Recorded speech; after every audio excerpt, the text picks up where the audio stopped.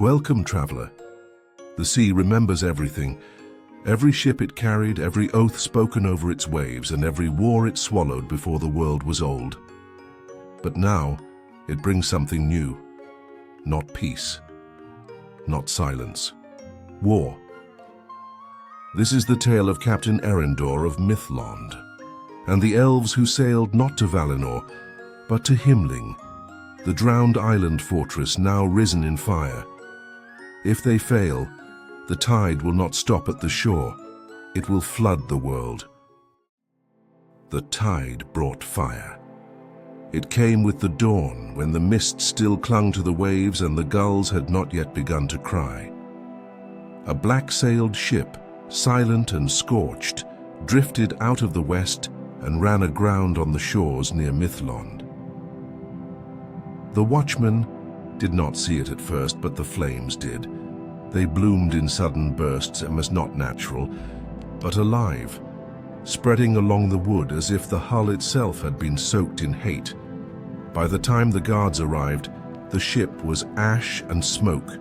No crew, no bodies, only the ruined hull carved with runes that had once been Elven, now melted and twisted beyond recognition. Eryndor stood beside the wreckage that afternoon, the smell of burned salt stinging his eyes. He knelt in silence, fingers brushing along the edge of a warped plank. His dark cloak fluttered in the breeze, revealing a silver pauldron etched with the star of Mythland. They weren't merchants, he said at last. Beside him, a scout nodded. No sails east of this line were logged in the harbor books for 3 weeks. Eryndor stood. The tide washed black soot around his boots. He turned toward the distant watchtower. Call the council. By twilight, the captains had gathered in Círdan's hall. Stone built open to the sea, carved with the shapes of long-lost ships and waves that never reached the shore. Círdan sat at the head of the table, his beard white as foam, eyes shadowed with long memory. "The sea has brought us warning," he said, voice low but clear. "The black sails come not from the east, but the west." A ripple of unease passed through the captains. "The west is gone," one murmured. "Lost since Beleriand fell. Not all of it," Círdan said. "Himling still rises, and what stirs there is no ruin, but a fortress." He nodded to a robed scribe who unrolled a long scroll, sketches of ships, crude, ironclad, shaped not for speed but for dominion, and at their center, a sigil burned into every mast, a black tower rising from the sea crowned in flame. "They build a fleet," said Círdan, "and if it reaches these shores we will not stop them." The table was silent. Then one captain stepped forward, Eryndor. His voice was steady. "Then we stop them before they leave port." Later that night, beneath the rising stars, Eryndor stood atop the sea wall of Mythland.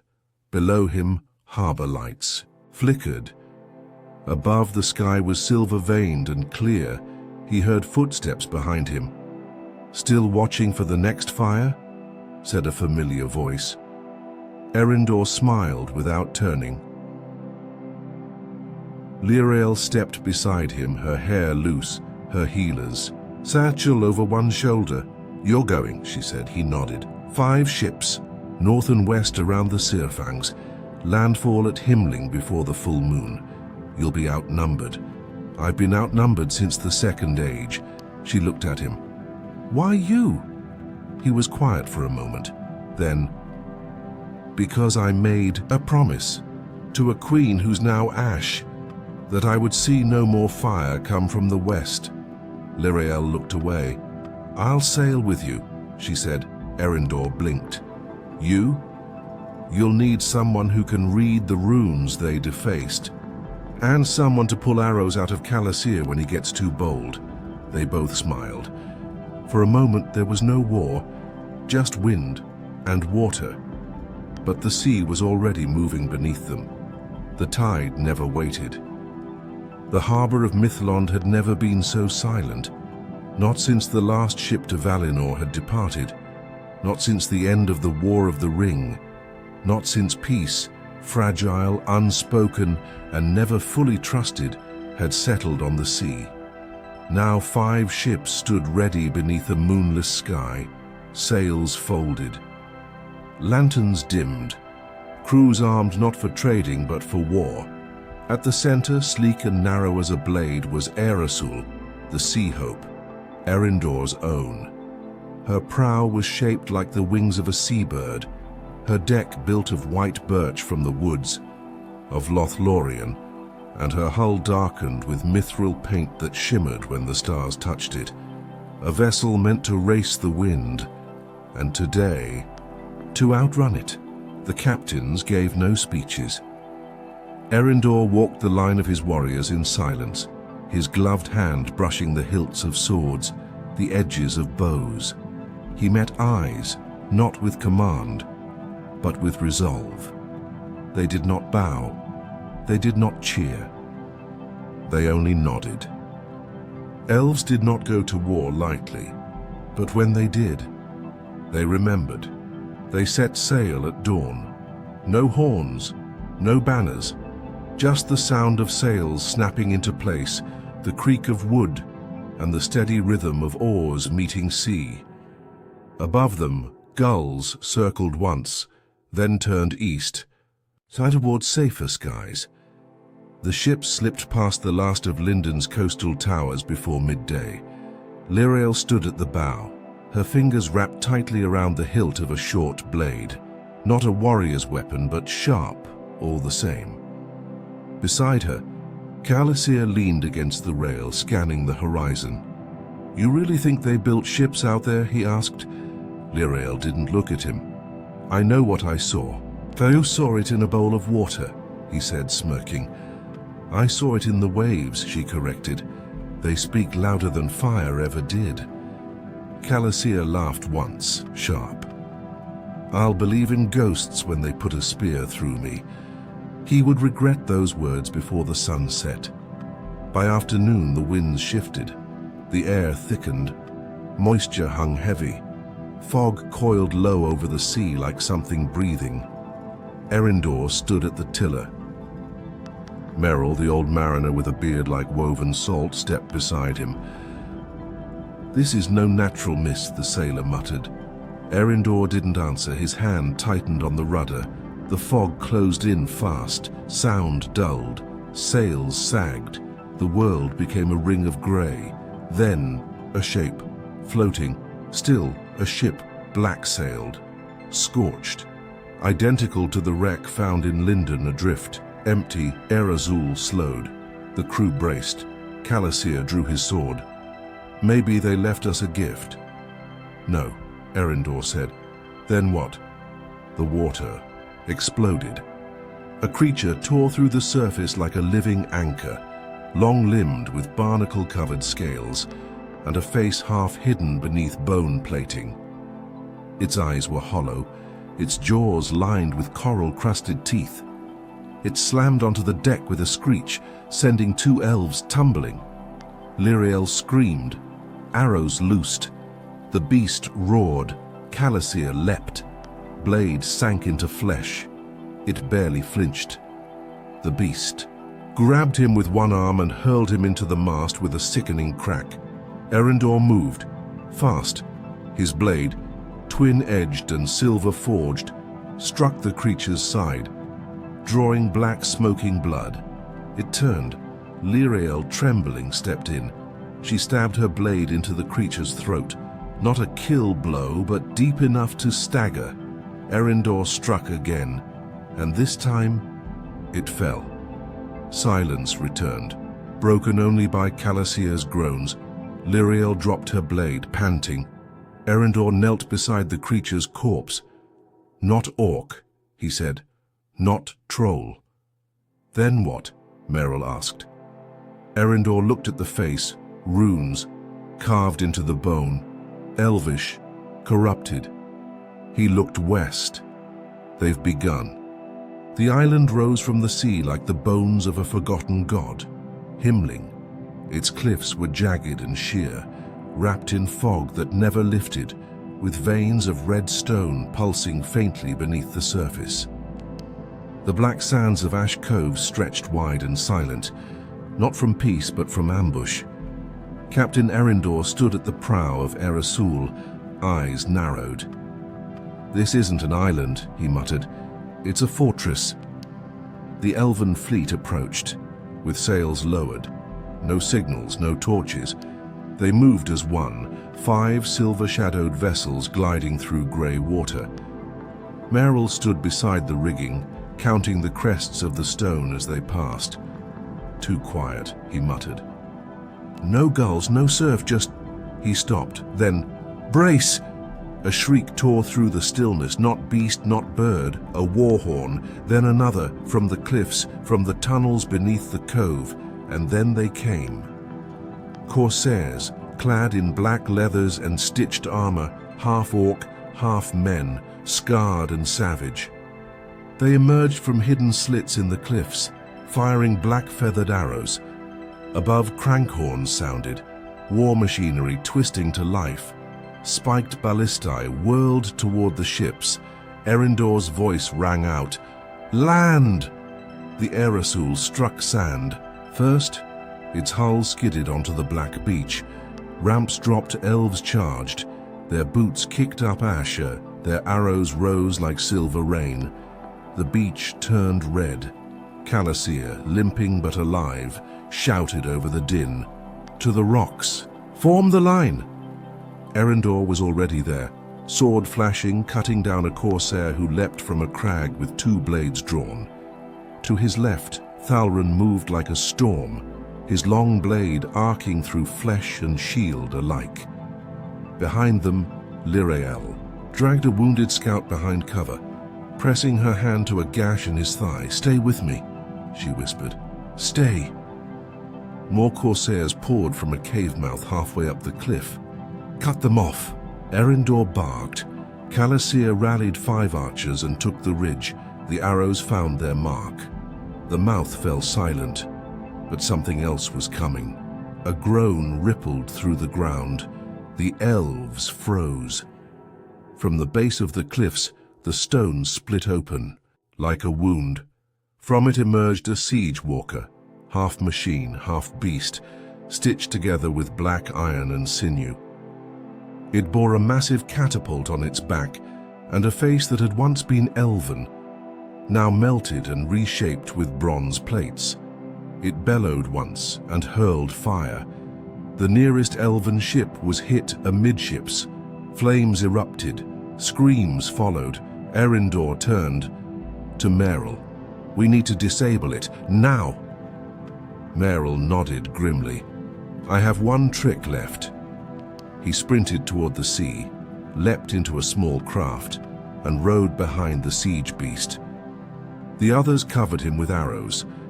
At the base of the beast's spine, Merrill stood tall and drove a spear through a glowing seam. The beast screamed and exploded. Merrill was gone. The cove went silent again. Only the hiss of cooling metal remained, and the dead. They burned the corsair bodies in a wide pyre near the cliff's edge. Lirael stood beside Eryndor, her face smeared with blood and soot. "We landed. We survived," Eryndor said. "For now." He held a scorched map Merrill had taken from one of the siege engineers before his death. On it, a red path winding through the cliffs to a chamber marked with the word Bars Naun. The cliffs of Himling were riddled with tunnels, some natural, some carved, none welcoming. Eryndor led the survivors upward, away from Ash Coves, through a gash in the stone Merrill's map had marked in Old Noldorin as Nen Duath, the water. Fav shadows. The path smelled of brine and iron. The walls wept heat. They passed through ancient architecture, arches with first-age elven sigils, long defaced, columns half-carved in spirals of memory, shattered and reclaimed by rot. Medros once ruled here, Thalrun whispered. This was a fortress of his kin. Now it's a grave, said Eryndor. "No," Liriel murmured. "Not yet. A forge." The tunnel ended in a wide shelf of black glass. Below them stretched a vast cavern, molten light flickering across its walls. Bridges of stone and metal crisscrossed the depths, leading to a central platform. The Sea Forge. There, beneath a web of chains and pulleys, iron-armored smiths toiled beside flames too bright to be natural. Trolls, orcs, and pale-skinned creatures too warped to name hammered plates into living bodies. Beasts fused with boats, engines of war shaped like krakens and corsairs alike. "They're building a fleet of monsters," Calasir whispered. "No," said Eryndor. "They're building a fleet that lives." At the center of it all stood a figure, tall, clad in blackened Númenórean steel, robes flowing behind him like torn sails. Morladûn. A crown of rusted spikes ringed his helm. His voice carried even over the forge's roar. "The elves cling to wind and song. We rise on steam and blood. Let them come and let them drown." Eryndor turned to his warriors. "We can't wait for his fleet to sail." Liriel nodded. "We destroy the forge." "How?" asked Calasir. "We'd need to bring the mountain down." Eryndor's eyes turned toward the glowing forge heart, a massive furnace suspended by 4 chains above a magma channel. "Bring that down." The plan was quick and brutal. 4 strike teams, each to a chain. Thalrun volunteered for the deepest one, closest to Morladûn's throne. "Let me see what kind of king he is," he said grimly. Liriel kissed his brow. "Don't speak like it's the last thing you'll say," he smiled, wolf-like. "It never is." They descended silently. 2 teams reached their targets and began planting charges. Lothlorien-forged rune bombs, silent and hot. Eryndor led his team to the western chain. Battling 2 armaduruks and a chain welder with a red-hot halberd, the fight was savage. Fast, Eryndor's cloak caught fire. He didn't stop. He drove his blade through the welder's chest and snapped the fuse into the iron. Then they heard the Horn Thalrun signal. But something was wrong. It cut off abrupt. Eryndor ran. He reached the final bridge and saw Thalrun bleeding, staggering toward the last chain. Morladûn stood behind him, black blade drawn, eyes burning like coals beneath his helm. Thalrun smiled as Eryndor approached. Then, without turning, he slammed his axe into the final brace. The platform lurched, chains snapped, the sea forge collapsed, flames surged up, the platform shattered. The trolls screamed. Half-formed beast ships moaned as they were swallowed by molten stone. Eryndor was thrown backward. Liriel caught his arm as the cavern cracked open, light bursting from the mountain like a sunrise made of fire. When the smoke cleared, the forge was gone. The mountain groaned above them, and the sky began to bleed red. The sky was red at dawn, not the soft red of sunrise, but the deep, roiling crimson of a forge set too hot.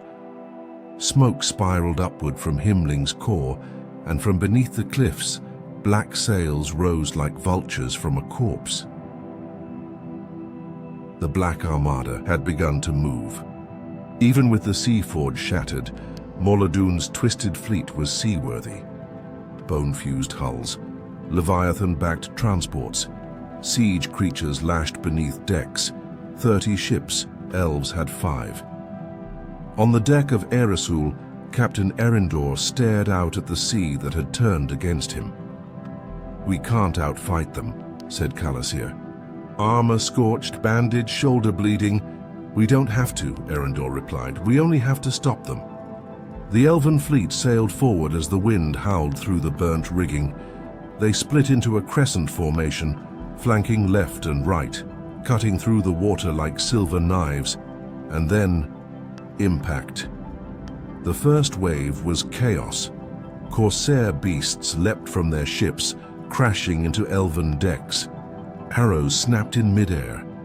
Liriel shouted over the din, dragging the wounded from the front lines, pressing cloth to open gashes. Meryl's ship rammed a fire raft and exploded in flame. Erysul spun between two enemy ships, loosing flaming oil. From its side, a twisted catapult lobbed a ball of smoldering iron toward them. Liriel raised a ward just in time. The force knocked her to the deck, unconscious. Then came the flagship, Gorthulon, an ironclad beast ship, its hull ribbed with curved bone, its sails tattered and soaked in pitch. Upon its prow stood Morladûn, helm blazing, blade drawn. He raised his arm.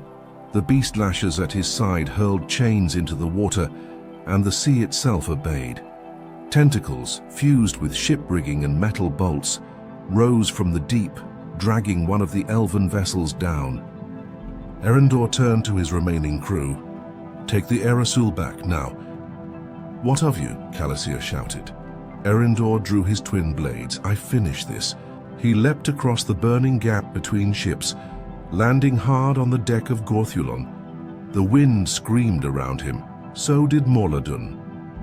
"You cannot save the world by clinging to it," the warlord growled. "Let it drown." Eryndor met him at the center of the deck as flames rose behind them. "Then drown with it." Their blades clashed, steel against darkness. Eryndor was faster, lighter, every strike a memory of his kin lost to fire. Morladûn was stronger. His blows shook the planks, shattered handrails, cleaved timbers. Lightning flashed across the sky. The battle blurred into fire and ash. Morladûn fainted, cut low. Eryndor staggered, blood on the deck. He dropped to one knee. The warlord raised his sword, and Liriel's arrow struck from afar. Piercing his side, he faltered. Just enough.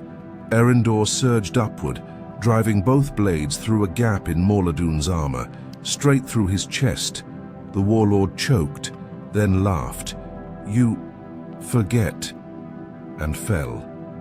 The ship groaned. Without his will, the beast-fused flagship began to collapse. The rigging screeched, snapping loose. Fire spread across the sails. Eryndor staggered to the edge, coughing blood. The Erysul pulled alongside just in time. Calasia threw a rope. "Don't make me sail back without you, Captain." Eryndor grabbed it, and the Gorthulon burned. Sank, took the last of the Black Armada with it. The fire raged for 3 days. What remained of Himling cracked and split, as if the mountain itself could no longer hold the evil it had borne. From the cliffs to the sea forge's shattered core, the earth bled smoke and stone. And then it began to sink.